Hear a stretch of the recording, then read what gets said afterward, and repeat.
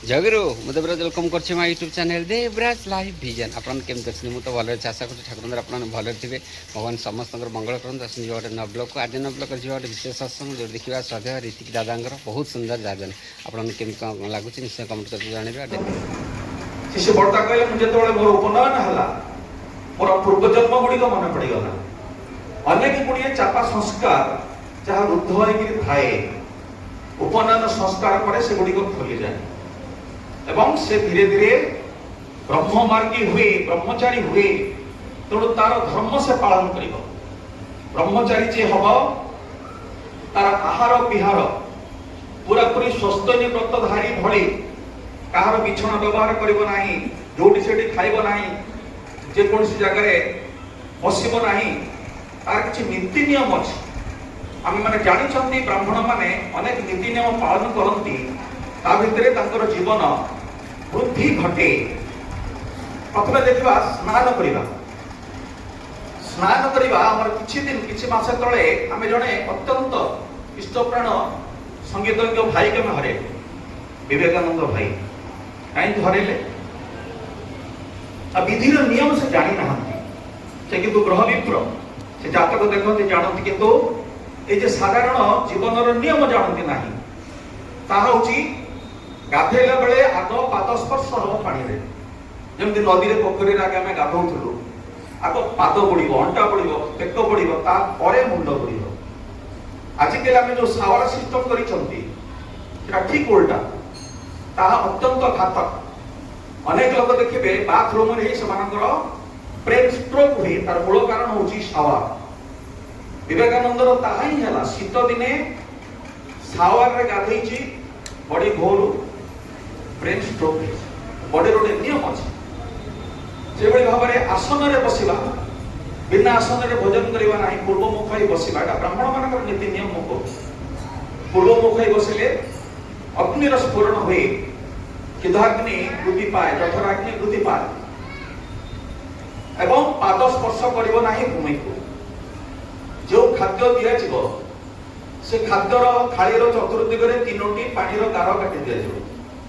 तार नियम होची तार विधान होची बाहर कौन दुष्ट जीवाणु खाद्य थाली रे प्रवेश करेंगे ना आम कि अपसंस्कृति आड़ को नहीं गलानी एटा भेरी साइंटिफिक तापरे गोटे गंडूस जल धरबे गोटे गंडूस ही पड़े मंत्रपाठ करेंगे ओम ब्रह्मार्पणं ब्रह्म हवि जोटा अच्छी मैंने जानी थी अधिक जानते ताको पाठ करी से पूर्ण गंडूस जलटा से पीबे ताले कौन हुए खाद्य नड़ी रे खाद्य अटकीब ना ये वेरी कॉमन सेंस ठाकुर कहले इसी जो ब्रह्म ज्ञान एवं ये ब्रह्म ज्ञान को पालन करी जो माने चालंती से माने ब्राह्मण ही ब्राह्मण संपर्क रे सतपथ ब्राह्मण रे गोटे श्लोक अछि अभयं सर्वभूतेभ्य सर्वेषां अभयं जता सर्वभूतात्म भूतजः सह ब्राह्मण विद्य जे काहारी को भय करती नहीं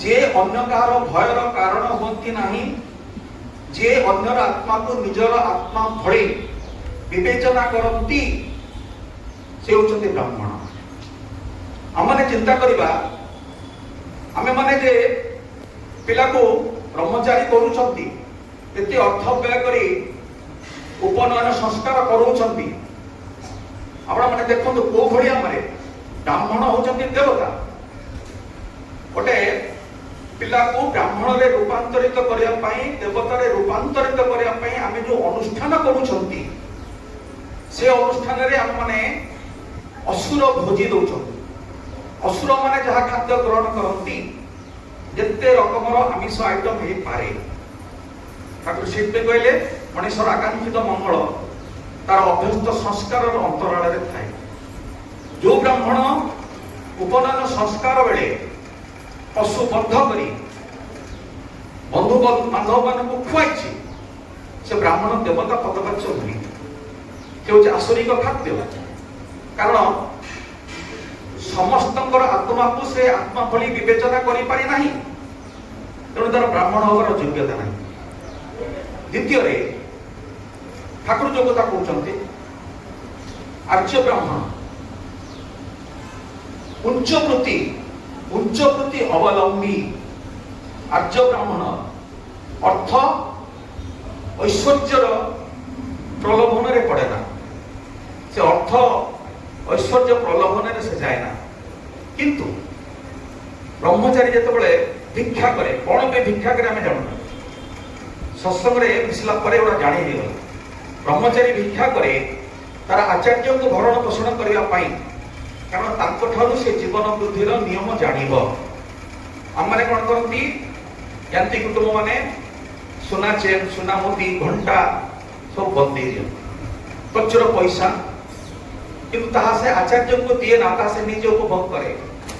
ଏଠି ଲୋଭ ବଢିଲା। ଠାକୁର ଯୋଉ ଆର୍ଯ୍ୟ ବ୍ରାହ୍ମଣର କଥା କହିଛନ୍ତି, ଏଠି ତାର ବିକୃତି ଆସିଲା, ଲୋଭ ବଢିଲା। ତେଣୁ ଏ ଯୋଉ ସମସ୍ତ ଅନୁଷ୍ଠାନ, ଏଗୁଡିକ ଭିତରେ ଆର୍ଯ୍ୟ ଋଷି ଯୋଉ ଚରମ ବିଧାନ ଦେଇଛନ୍ତି, ମଣିଷକୁ ଦେବତାରେ ରୂପାନ୍ତରିତ କରିବାର ଯୋଉ ବିଧାନ ଦେଇଛନ୍ତି, ସେଗୁଡିକୁ ଆମେ ଆମର ଖିଆଲ ମାଫିକି କରି ଆଜି ଯୋଉ ଦୁରାବସ୍ଥା ଭୋଗୁଛନ୍ତି, ସେଥିରୁ ଅନ୍ତତଃ ପକ୍ଷେ ମୋର ନିବେଦନ ସତ୍ସଙ୍ଗୀ ପରିବାର ମାନଙ୍କରେ ଏକ ବିଧିବଦ୍ଧ ଭାବରେ, ସାତ୍ବିକ ଭାବରେ ଇଷ୍ଟମୁଖୀ କରି ତୋଳନ୍ତୁ। ଏବଂ ଯେହେତୁ ସନ୍ଦୀପ ଆମର ବଡ ଭାଇନାଙ୍କର ସନ୍ତାନ, ସେ ନିଶ୍ଚିତ ଭାବରେ ସ୍ୱସ୍ଥ୍ୟ ବ୍ରତଧାରୀର ଜୀବନ ଯୋଉ ଭଳି, ସେ ସେଇଭଳି ଭାବରେ ନିଜକୁ ପରିଚାଳିତ କରିବ ଏବଂ ଭବିଷ୍ୟତରେ ଇଷ୍ଟକୁ ପ୍ରତିଷ୍ଠା କରିବା ପାଇଁ ବ୍ରତୀ ହବ। ଠାକୁରଙ୍କର ମନ ଲାଗି ସେଇ ଆର୍ଯ୍ୟ ବ୍ରାହ୍ମଣ, ଯାହାକୁ ଠାକୁର କହିଲେ ଏମାନେ ହଉଛନ୍ତି ଜାତିର ପ୍ରଭୁ, ସେଇଭଳି ହେଇ ଉଠୁ। ପରିଶେଷରେ ସମସ୍ତଙ୍କର ଶାନ୍ତି ସ୍ୱସ୍ତି ଆନନ୍ଦ ପ୍ରାର୍ଥନା କରି ବକ୍ତବ୍ୟ କରୁଛି।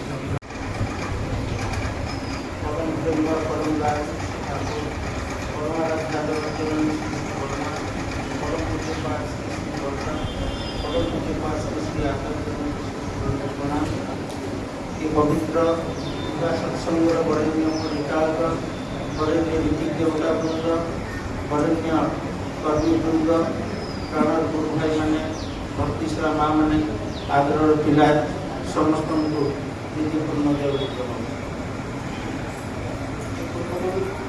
दादा कहले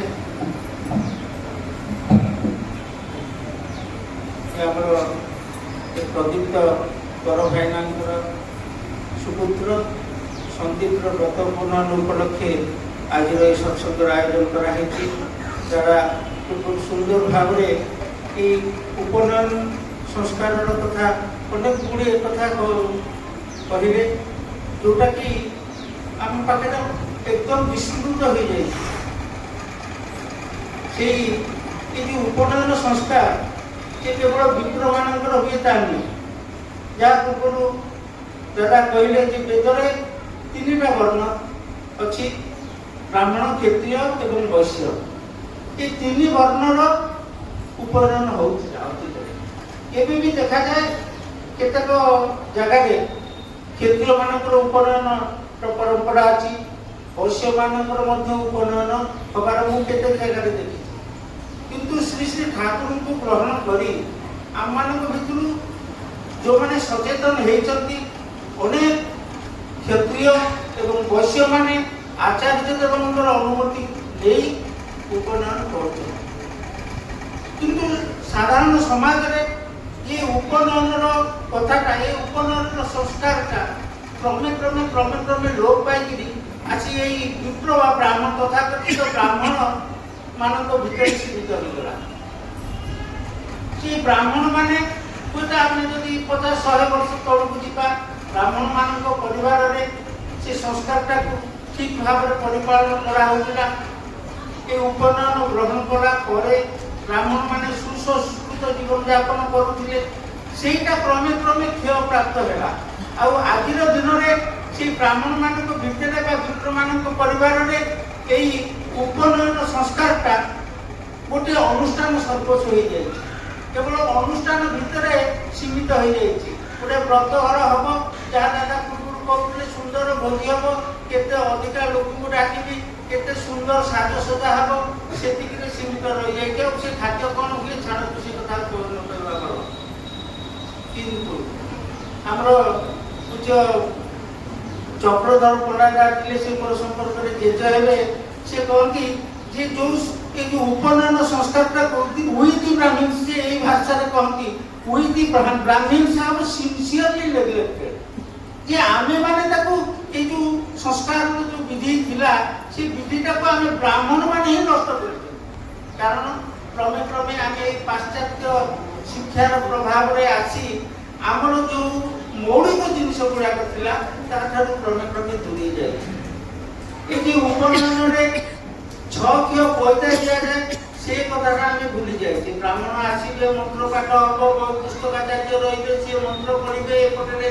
ये जो हस्त चालना करा हबो होम हबो से कथा ना पुरोहित महाशय बुझंती कौन करूचंती ना से जे ब्रह्मचारी रो पिता बुझंती कौन करा जाउची कौन मंत्र उच्चारण करा जाउची सेtre मध्ये मु की व्रत ग्रहण करूची की शपथ नउची से कथा के बुझंती नि किंतु उपनयन सरी जाए तो खोजी बात होई सेइतरे कथा से तापर से 7 बेला सरीला परे पिला माने ताकि एतिकी दायित्व ना से जो 6 के पॉइंटटा को ठीक भाव रे ताकू सुरक्षा कबा से कथा भी पिला ठीक बुझे ना केतोले कोडी कोडी गाड़ी के आगे पिला सब रखी दो ताकू भलो लागुनी कांदो से 6 के पॉइंट पड़ी हम जो 6 के पॉइंट दिया जाय ताई तो अनेक ब्राह्मण विप्र परिवार लोक दिते तो मु के कहया चाहूची कि जो 6 के पॉइंट दिया जाय होय तो पुरोहित हमको कहतिनी कि हम बापा मां भी हमको कहतिनी मते भी पुरोहित कह नथिले कि मो बापा भी कह नथिले जाऊ मोर परम सौभाग्य मु श्री ठाकुर को ग्रहण करिकरी मु बुझिली जे मु काई व्रत होइले जेबे बुझिली सेबे मु के स्ट्रिक्ट केली और ताको पालन करिया चेष्टा करी आमे परोक्ष भाव रे जो माने ठाकुर को ग्रहण करके से 6 के पॉइंट धरि कि जा करिया कथा आमे परोक्ष भाव रे कहूचे आमे जे कथा जानिने आ से 6 के हला से 6 के पुनी दी भाग रे विभक्त दी पट आमे ताको कहू प्रति पटरे 3 के पॉइंट थाए आ जो दी पट हला जिते हम संस्कृत रे पढाले गोटे आत्मनेपदी शब्द परस्मैपदी शब्द सिंती तीनटा होची मो निज पई मु निजे करिबी आउ 3 पट ए 3 खियो जे द्वितीय पट सेटा होची समाज पई मोर कर्तव्य कौन एटा पिला मुंडे रे इनकलकेट करदबा कथा से यज्ञ बेदी दे किंतु ताहा करा जाय ना तेणु पिला जानि पारे ना से कोन पई व्रत करा होची जे जो तीनटा करिबी कोन करिबी ना योजन करिबी अध्ययन करिबी दान करिबी ए तेला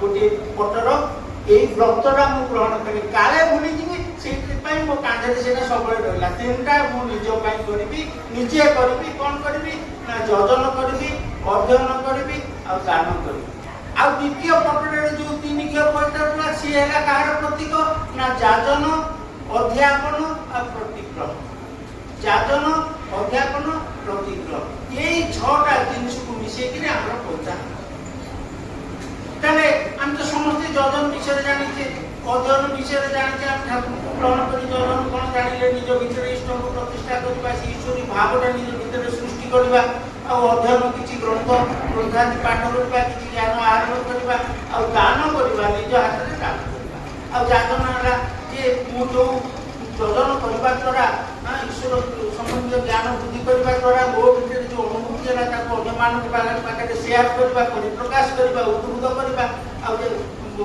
अध्यापन है मु जो शिक्षा आहरण करी अध्ययन द्वारा ताको अन्यमान पाखे वितरण करबा प्रतिग्रह है गुरु बा आचार्य पे जहाँ दादा कहते ताक मु ग्रहण करी समाज से जहाँ ठाकुर ग्रहण करी तार मंगल और मोर भी मंगल है मुझे मु गुरु बा आचार्य करुच्ची इष्ट करुच्ची ईश्वर करुच्ची मोर मंगल है ये 6टा जिन परिचालन करने भर देखिए से सन्तान स्वतः समृद्ध जीवनटा समृद्धिर पथरे आगे चले से विधि व्यवस्था था ब्राह्मण क्षत्रिय और वैश्य समस्त उद्दिष्ट था शूद्र मान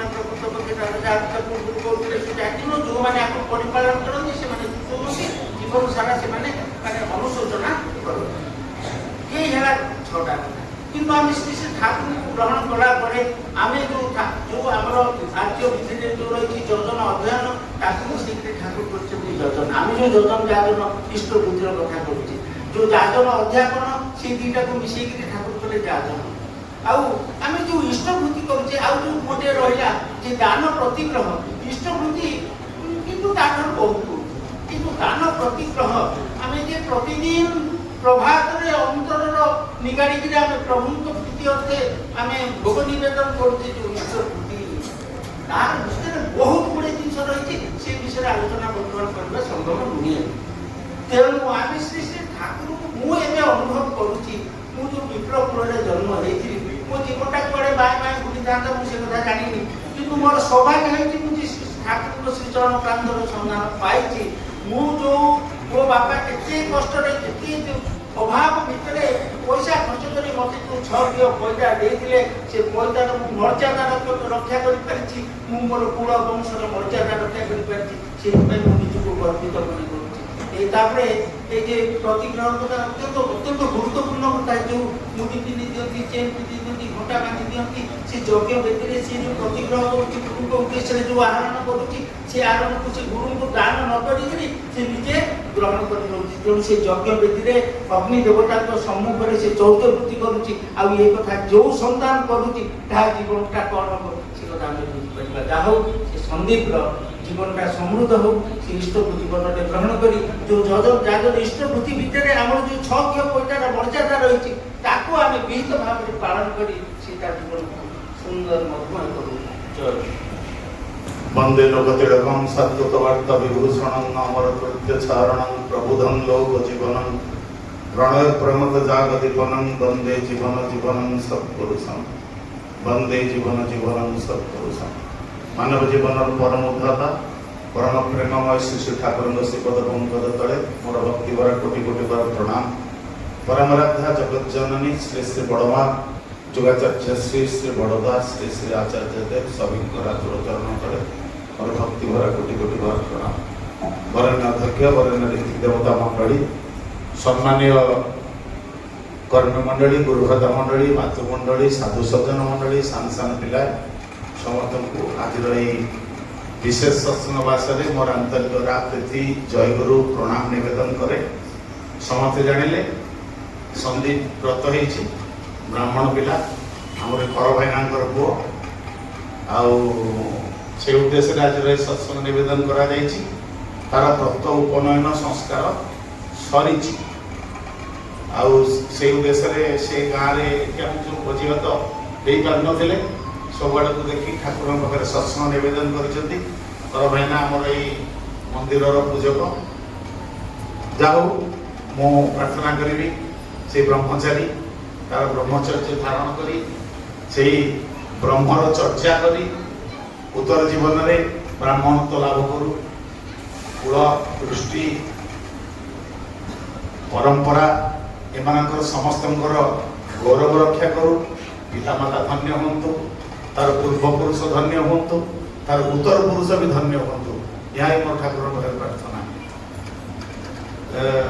ବ୍ରାହ୍ମଣ ଗୋଟେ ବିରାଟ କଥା।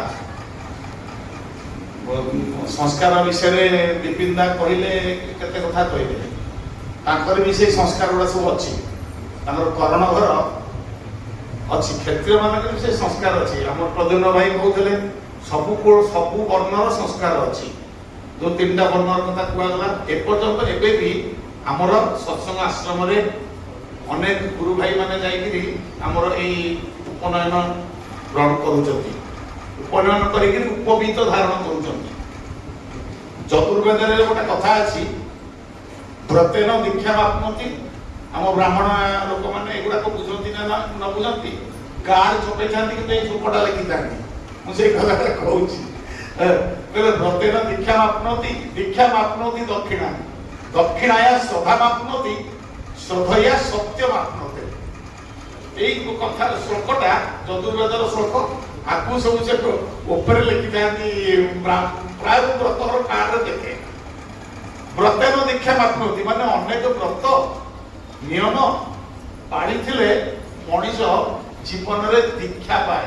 ଦୀକ୍ଷାରେ ଯାହା କ୍ରିୟାକର୍ମ କରାଯାଏ, ଉପନୟନ ସଂସ୍କାର ପ୍ରାୟତଃ ସେଇଆ। ପରମ ପୁରୁଷ ଆମର ଆପଣମାନେ ଜାଣନ୍ତି 10ଟା ସଂସ୍କାର ଥିଲା। ଗର୍ଭାଧାନ, ପୁଂସବନ, ସୀମନ୍ତୟନ,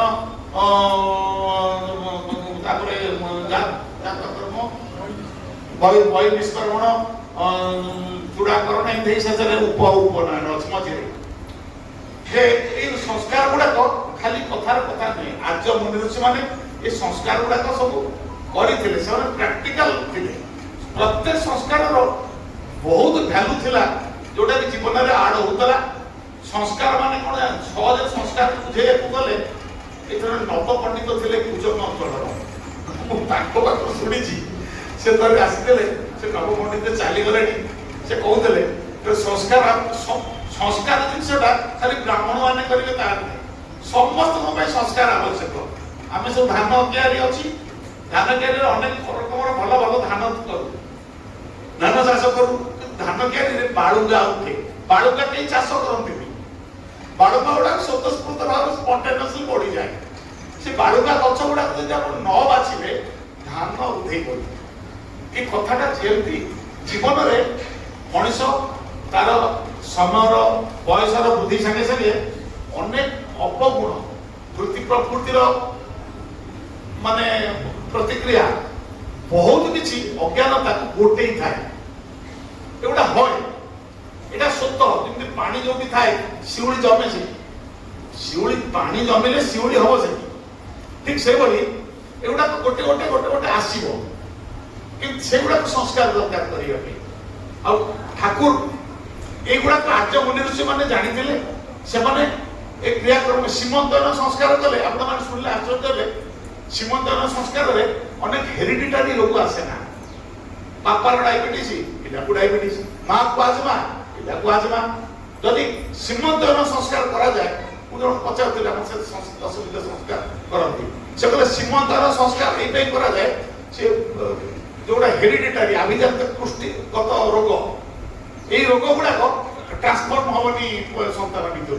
তেমন সীমন্তয়ন সংস্কার করা যায়, তাহলে অনেক রকমর মানে জড়িবুটি চেরমূলি সব খাইବାକୁ দিয়াযাଏ গর্ভস্থ পিলাকে।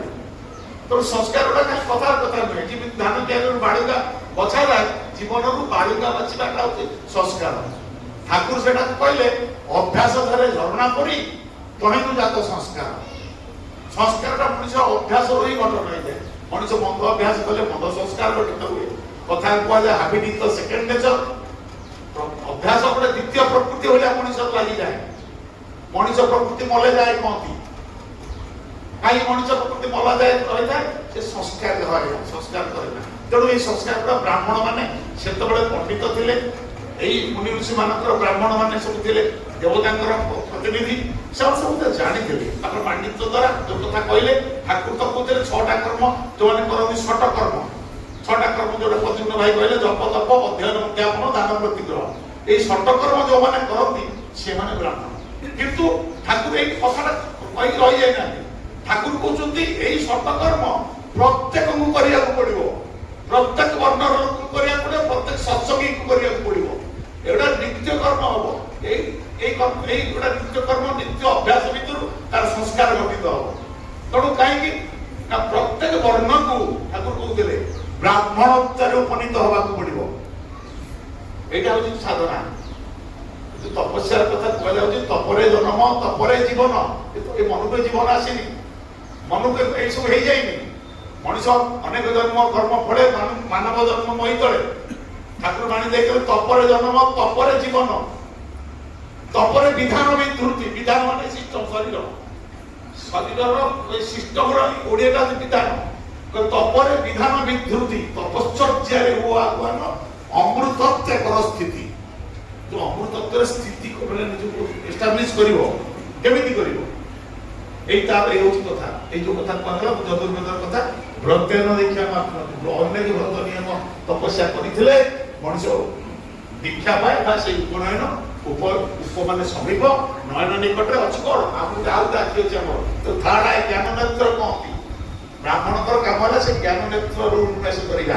ଗୁରୁ ସେଇ ଲାଗି ଆସନ୍ତି, ଏଇ ମଣିଷର ଜ୍ଞାନ ଚକ୍ଷୁ ଖୋଲି ଦିଅନ୍ତି। ଗୁରୁ ନ ଧରିଲେ ମଣିଷ, ଗୁରୁ ନ ଧରିବା ପର୍ଯ୍ୟନ୍ତ ବୋଧହୀନ, ଦୃଷ୍ଟିହୀନ, ଜ୍ଞାନହୀନ, ସଂସ୍କାରହୀନ ସବୁ ଥାଏ। ତେଣୁ ଗୁରୁ ଆସନ୍ତି ସଂସ୍କାର କରିବା ମଣିଷ। ଗୁରୁଙ୍କର କାମ ସେଇ ବାଳୁଙ୍ଗା ବାଛିବା। ଠାକୁର ସେଇଆ କରିଛନ୍ତି ଆପଣମାନଙ୍କ ଜୀବନରୁ। ସେ ବାଳୁଙ୍ଗା ବାଛିବା ପାଇଁ ଠାକୁର ଅନେକ ରକମ ସଂସ୍କାର ଘିନିକି ଆସିଲେ। ଠାକୁର କିନ୍ତୁ ସହଜରେ ଗୋଟିଏ ଧାଡ଼ିରେ ଗୋଟିଏ କଥା କହିଲେ। କଣ କହିଲେ? କହିଲେ ଏକମାତ୍ର ପରମ ପୁରୁଷଙ୍କର ସଂସ୍କାର ଛଡା ସବୁ କିଛି ବନ୍ଧନ। ଯେତେ ସଂସ୍କାର ଆମେ ସେ ସଂସ୍କାର ଗୁଡାକ ନଷ୍ଟ ହେଇଗଲାଣି, ସଂସ୍କାର ଗୁଡାକ ଡିମିନିଶ କରିଗଲାଣି, ତାର କିଛି ବୁଝୁନି। ଲୋକ କ୍ଷତ୍ରିୟ ଘରେ ଏବେ ବି ଜଣ ଘରେ ବାହାଘର ହଉଥିଲା, ମୁଁ ଯାଇଥିଲି ମୋ ସାଙ୍ଗ, ତାକୁ ସେ ବ୍ରାହ୍ମଣ ସେ ସବୁ ଏକ କର୍ମ ସେଇ ଗୋଟେ ବିବାହ ବେଦୀ ପୂର୍ବରୁ କରିବ, ଏକଦମ ଜାତ କର୍ମଠୁ ଆରମ୍ଭ କରିକି ଉପନୟନ ସେ କରି ସାରିବ, ପଇତା ଦବ, ତାପରେ ତାକୁ ବାହାଘର କରିବ। ସେ ମନ୍ତ୍ର ନେଇନି, ତାକୁ ତମେ ମନ୍ତ୍ର ନେଇଛ, କୁଳଗୁରୁ ମନ୍ତ୍ର ନେଇଛ? ସେ କହିଲେ ମୁଁ କୁଳଗୁରୁ ମନ୍ତ୍ର ନେଇ। ମୁଁ ସେଠି ବସିଥିଲି, ମୁଁ ଶୁଣୁଥାଏ, ମତେ ଗୋଟେ କହିଲେ ସେ ରାଉତ ଘର, ଖଣ୍ଡାୟତ ଘର, ତାଙ୍କର ଟାଇଟଲ ରାଉତ, କହିଲେ ଏମାନେ କିଛି କୁଳଗୁରୁ ମନ୍ତ୍ର ଗୁରୁ ମନ୍ତ୍ର ନେଇନାହାନ୍ତି, ସେ ବାହା ହେବେ କେମିତି? ମୁଁ କହିଲି ସେ କେମିତି ବାହା ହେବେ? ମୁଁ ତ ଏମିତି କିଛି ଅଛି କି ଶାସ୍ତ୍ରରେ? କହିଲେ ହଁ, କର୍ଣ୍ଣ ମନ୍ତ୍ର ନ ନେଲେ ବାହା ହେବ କେମିତି? କାୟା ଶୁଦ୍ଧି ନୁହଁ, ବ୍ରାହ୍ମଣ କଥା କହୁଥାଏ, ସେ କୌଣସି ଦୀକ୍ଷିତ ଲୋକ ନୁହେଁ। ମୁଁ ଏ କଥା ନିଜେ ପ୍ରାକ୍ଟିକାଲ ନିଜେ ତାମାନେ এই সংস্কার যদি মଣିষ জীবনে ন করে, সংস্কার গুড়াক অবলম্বন ন করে, তাহলে তা জীবনে এই সব কথা গ্রন্থি গুড়াক খোলে না। মଣିষর অনেক চক্র, অনেক গ্রন্থি, অনেক স্নায়ু মন্ডলকে নেই আম জীবন গঠিত। গর্ভা আমার মূলাধার, স্বাধিষ্ঠান, মণিপুর, অনাহত, বিশুদ্ধি, তারপর যাই আজ্ঞা চক্র। আজ্ঞা চক্র জ্ঞান চক্র কহতে আমি যেটি জ্ঞান অছি, আমি যেটি ধ্যান করুଛୁ।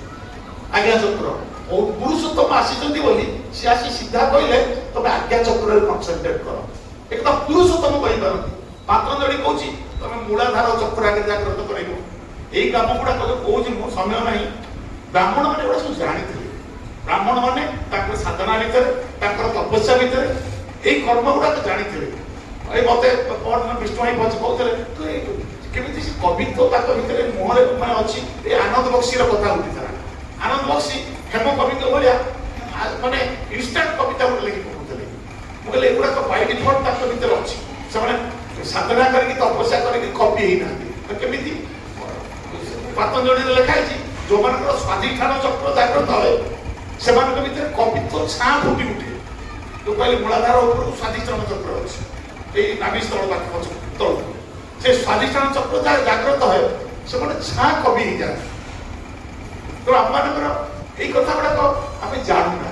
ব্রাহ্মণ মানে জানিলে, ব্রাহ্মণ মানে সংস্কারী ଥିଲେ। তেଣুকରି କୁହାଯାଉଥିଲା ଆଚାର୍ୟ ବ୍ରାହ୍ମଣ ବିଚାର ଯୋଗୀ। ବ୍ରାହ୍ମଣ ମାନେ এই ଆଚରଣ ଗୁଡା ଜାଣିଥିଲେ। এই ଧର୍ମ ଆଚରଣ ପ୍ରତ୍ୟେକ ଜିନିଷ ତାଙ୍କ ଭିତରେ ପ୍ରାକ୍ଟିକାଲ ଥିଲା। ତେଣୁ ବର୍ଣ୍ଣନା ବ୍ରାହ୍ମଣ ଗୁରୁ କୁହାଯାଉଥିଲା। ବ୍ରାହ୍ମଣ ମାନଙ୍କୁ ବର୍ଣ୍ଣମାନଙ୍କ ଭିତରେ ଗୁରୁ କୁହାଯାଇଥିଲା। ଆମେ ରୀତିକ ଦେବତା କହୁଛୁ। ପରାଶର ଋଷି ଲେଖିକି ଯାଇଛନ୍ତି ବ୍ରାହ୍ମଣକୁ ଦେବତା କହନ୍ତି। କାହିଁକି ବ୍ରାହ୍ମଣକୁ ଦେବତା କହନ୍ତି ଜାଣନ୍ତି? ମୁଁ କହିଥିଲି ଗୋଟେ ସତ୍ସଙ୍ଗରେ। ବ୍ରାହ୍ମଣକୁ ଏଇପାଇଁ ଦେବତା କୁହାଯାଏ। ଋଷି ପରାଶର ଲେଖିଛନ୍ତି ଯେ ସେ କହୁଛନ୍ତି ମନ୍ତ୍ରାଧୀନ ଜଗତ ସର୍ବଂ। ତାହେଲେ ଏ ଜଗତ ହଉଛି ମନ୍ତ୍ରର ଅଧୀନ।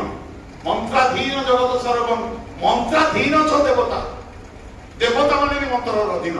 କିନ୍ତୁ ଏ କଥା କହିସାରି ସେ କୁକୁଳି କହୁଛନ୍ତି କିନ୍ତୁ ମନ୍ତ୍ର ବ୍ରାହ୍ମଣାଧୀନ। ମନ୍ତ୍ରାଧୀନ ଜଗତ ସର୍ବଂ, ମନ୍ତ୍ରାଧୀନ ଛ ଦେବତା, ମନ୍ତ୍ର ବ୍ରାହ୍ମଣାଧୀନ, ଅର୍ଥ ବ୍ରାହ୍ମଣ ଦେବତା। ବୁଝିଲେ? এই যে মন্ত্রটা আমি তো মন্ত্র সব গ্রহণ করেছি। অনেক মন্ত্র আছে ব্রাহ্মণ মানুষ। আমার উপনয়নে মু 9 ବର୍ଷ বয়সରେ গর্ভস্থ হয়েছিলি।